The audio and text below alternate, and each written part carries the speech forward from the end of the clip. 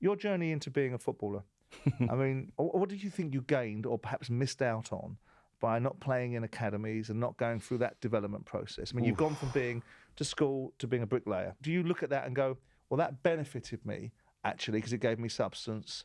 Or do you wish maybe that, like a lot of boxers have a background when if they haven't had a lot of amateur fights, when they go into the pro game, like Anthony Joshua, I think people criticise his performances but don't look at the fact he didn't have a big amateur career. But I do also you think it hurt you? Definitely. And I think also, yes, while it's good on the way up, technically I was behind everybody. Yeah.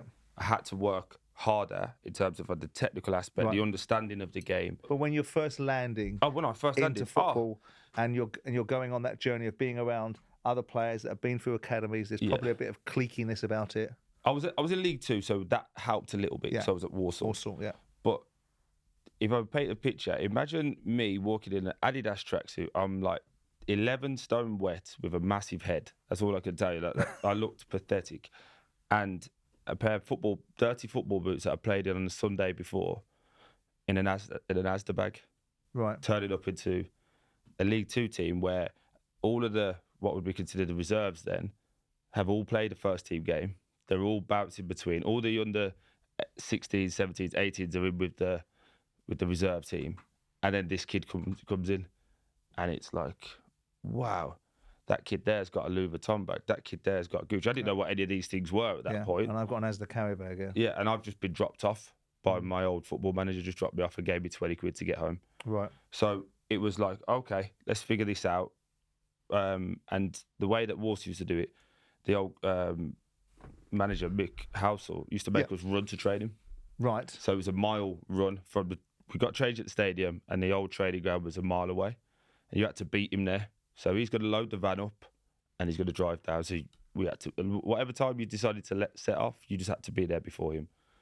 Okay, follow the lads down, we run down, get there, now what do we do? Put your boots on, okay, follow him. 12:30, back, eat. They're all going. Where you going now? Oh, we're finished. I've just finished on a building site. I started at 5 a.m, right. Probably get home at 8 p.m. What do you do for the rest of the day? Chill out, play PlayStation. I've looked at my life. My mum's at work. My brother's at Villa at the time. My sister's at school. Well, I might as well stay here and try and get better then. That's what I was going to ask you. Did you then utilise that time? Yeah, and Mick, I'll always give Mick a credit. He used to just say things to me like, even when I got into the first team and I started playing, fucking hell, you going home now? Oh, you've changed you. All right then. And then I remember the best one he ever got me with, because I was on trial. I had no job and I was on trial for 3 months at Warsaw. And he went, Troy, I've left you a bag of balls on the Astro. And just carried on walking. Now, what he said in hindsight was, you either go and pick them balls up and bring them back in and go home, or there's a bag of balls up there, you're going to go and do some work. I'll go and do some work. And I used to stay up there all the time. I couldn't kick the ball. I can't kick the ball great with my left foot now, but I couldn't kick it when I got there. So he used to stay outside of me, let's work with the outside of the right. I actually went in at Warsaw as a midfielder. Yeah. So my whole career was meant to be a midfielder. Then Warsaw made me start lifting weights and went, actually, do you know what? He's a big lad, him. Let's throw him up front. League Two, bulky, whatever. Was it a period of time of great excitement for you? And did you see it as a real opportunity? Were you suddenly thinking, I'm a professional footballer, I'm on the cusp of being a professional footballer? But do you know what it was? It was, wow, I get paid to do this. Yeah. Even when I signed my pro, I was on £100 a week. It wasn't matching up to my building one, but I could do this for a living. Let's do it. And I always had this, what do they call it, that feel when you don't think you're supposed to be there? It's gone out of my mind. Imposter syndrome. Imposter syndrome. Yeah. Because I was like, well, this is going to end soon. Yeah. So I always used to speak to the old Bricky, like, when this is over, can I come back? Can I come back? When can I come back? Yeah, there'll be a job here for you, no worries, Troy. And then I went on loan to Hales Owen, and I was doing what I was doing there, and I did all right. And I remember the very last game at Hales Owen, and obviously they know better. And as a young person, you don't really know too much in football. It's all been spoken around you. But I was leaving Hales Owen on my last game to go sign my pro at Warsaw. But on that last game, I just scored 2, and I knew my little youth loan had ended. And the manager, Martin Taylor, at the time, I was like, Martin, if this doesn't work out, can I sign here? Because they were paying their players £50 a week, but it was cash in hand, and they were getting goal bonuses. So I was like, well, I could just keep scoring here. I'll make 150 quid. I'll be all right. And he was just like, I said it before, he was like, you have no fucking idea what's coming your way, do you? Please don't ever forget that. I was like, oh, okay. Went back, signed my pro, and then just build on. And it's always one of those things, because I was doing well. I got into Walsall first team. They got promoted. They won League Two, and my first game was Torquay away, and I came on for 8 minutes. And the manager, very old and time, Richard Money. I don't know if you've ever heard of dealings with Richard Money. Yeah. Lovely fella, I love him to death. But he said to me, and I thought this was gospel: if you stop fucking running, you'll never play for me again. But all he was saying was work the back line. Yeah. I took that as literal. Yeah. So even when the ball went out for throw-ins, I'm running. You're running. I'm just running back. Yeah, do you want me here? Here's all right. And I'm running over there. I only played like 8 minutes of that season.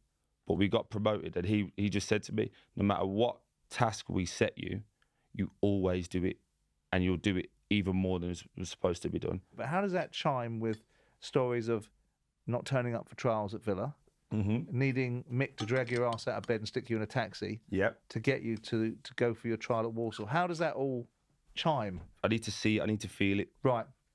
Do you know what I mean? If someone says to you, if you work hard, you will get this, how? No one around me. So once you've visualised it, or you've got it in your mind's eye and you can see what it is, boom, you grab it. It's done. You grabbed it. Before going to Walsall, I was like 6th pick in my team. Right.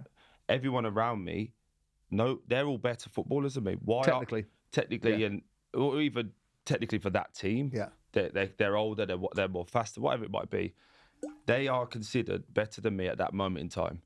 So none of them have been picked up by these big teams. The highest someone around my area had ever got to was Hales Owen, and he only lasted 2 weeks because he ended up fighting with the one of the players, and they kicked him out. So when you were saying like going into the league and doing it professionally, that's not achievable until I got there. Yeah, and then you can. And then it was like, oh, and then it's an opportunity. Now it's an opportunity. And then you're going to grab it. And if I'm not good enough, it's not going to be for the will of not working. Yeah. And also, I like that. Yeah. Fear and embarrassment. When I started at Walsall, John Whitney, I think he's at Aston Villa now. He was a monster. He was like a proper fitness guy. Right. He had a hole in his knee. His knee used to leak pus, and he used to do like weird stuff and like lick it and go, let's go. He's a very old school. Lovely. League Two. He's not like that anymore, but he's very League Two old British humour. Right. And he gave me a set of 8 kilos. He's like, right, we're going to do this. And I was like, one was going up, one was down. And he's like, you ever lifted a weight before? I was like, nope. Fucking hell, what are we going to do? Can you do a press up? I could do press ups because I used to do boxing. Right, get you on the squat rack. Like my head's coming forward. And he's like, lads. But now it would be, okay, we're going to drop the weight and sort it out. Lads, get on him. Get on him. So I've got all the first team coming in now. Troy, do that squat again. And I'm embarrassed. And it's like, oh, okay, I remember you doing that. No problem. They go off. Dad, how do you lift weights? Did it. Start lifting. By the end of that season, I'm lifting the most. John, do you want me to? And that's what I said to him. John, do you want me to do it for the lads again? Yeah. You'll do all right, me, son. And that's what it was. When you leave Walsall, you don't seem to behave the best way. Given what I'm listening to about your attitude, your disposition, your grabbing of opportunities. But here you are, before going to Watford, whether it's because you can't get what you want or you're trying to engineer a move, refusing to do certain things and not being prepared to train and not being prepared to get involved in whatever it was that you've required of you because you're having a tantrum about wanting to leave a football club. Hindsight's obviously a wonderful thing, but at the time, advisors, this is what I'm being told I'm not even going to be back for pre-season. Yeah. But then it's dragging up. I think there was 3 bids, a bid coming. And it was very weird because I'm not in that realm. I'm 20, just about 21. Yeah, 21. And at this point, I'm at my height of my career with Walsall, earning the grand total of £300 a week. Yeah. Including bonuses. Yeah. So, and then they've gone, by the way, you come to Watford, £5,000. Yeah. Fuck, Jesus Christ, okay. So the first 2 weeks of it, I trained like normal. About a week, 10 days before the season starts, Watford have said this is the last bid that's going in. Now again, hindsight, we all know that's never the case. But what do you mean? The offer they gave me was £800 was the max that Walsall paid me at the time.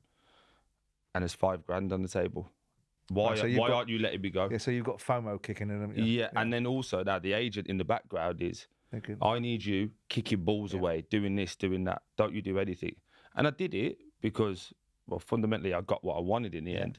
But in hindsight, it was like, well, actually, I probably should have just been, they're going to figure it out either way. Yeah. I was doing well. There was other clubs in for me, but I didn't know the business at that point. I didn't know what football business looked like. And thankfully, every time I've gone back to Walsall afterwards, they understand. It's been forgotten. Yeah, and I was, like I said, I was 21. They understood I was a kid. What do you think of, I mean, that kind of advice to me, I mean, it's easy for me to say because I'm a club owner, right? So I come from a different perspective, right? And I'm also a grown up, so I understand that sometimes in life, you have to make it clear to people that you want to go. Right, I've done my job, I've been here for a period of time, be fair with me and I'll be fair with you. But that was the thing as well. Walsall did say they were going to sell me because they were a selling club. Right. So I won Player of the Year, Players Player, and Top Goal Scorer the year before. So at the awards dinner, it was like, it was my farewell, really.